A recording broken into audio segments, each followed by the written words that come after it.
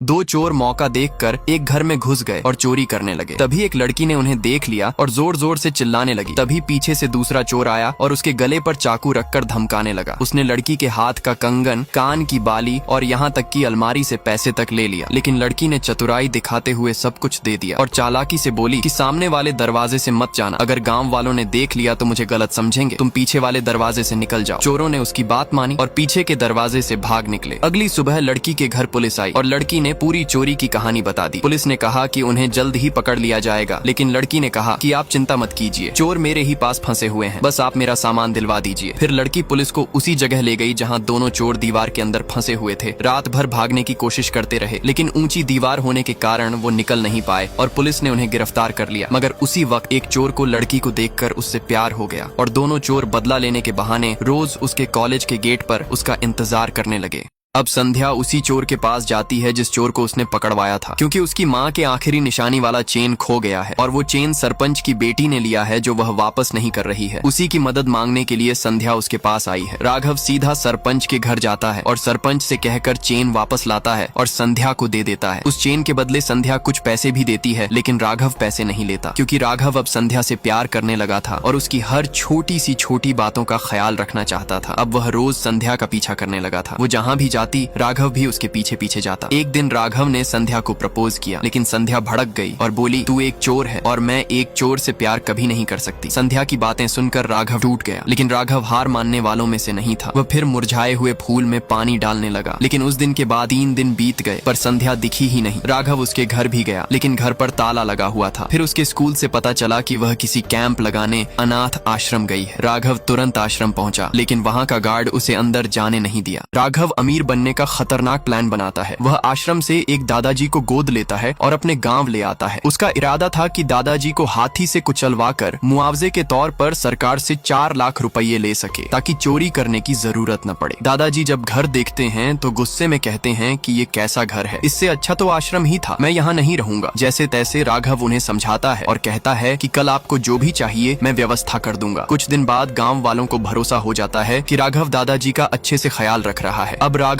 एक प्लान बनाता है। वो तय करता है कि दादाजी को जंगल ले जाएगा जहाँ हाथियों का झुंड रहता है और वहीं हाथी उन्हें कुचल देंगी। राघव और उसका दोस्त दादाजी को जंगल में पूजा के बहाने ले जाते हैं और पानी लाने का बहाना बनाकर दोनों दूर हट जाते हैं और छिपकर देखने लगते हैं। तभी अचानक एक हाथी दादाजी की ओर तेजी से दौड़ने लगता है, लेकिन उसी वक्त फॉरेस्ट डिपार्टमेंट आकर हाथी को भगा देता है, क्योंकि जंगल में किसी को आने की इजाजत नहीं थी। पुलिस गुस्से में सबको डांट कर वहाँ से भगा देती है और राघव का प्लान फेल हो जाता है।